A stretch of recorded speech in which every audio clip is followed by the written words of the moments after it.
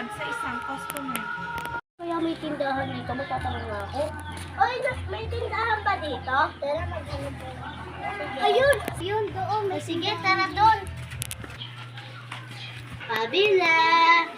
Pabila! Ano po yung bibili? Ay, miss, pabili nga ako. Ito. Ito.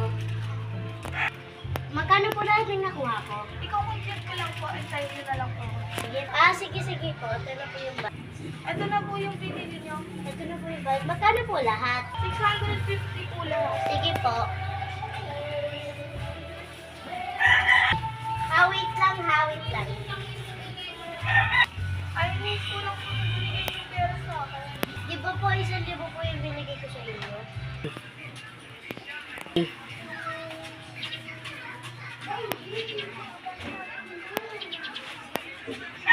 Miss, ano po yung pinagkakabili?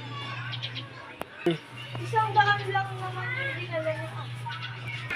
Miss, ang libo po talaga yung dala ko.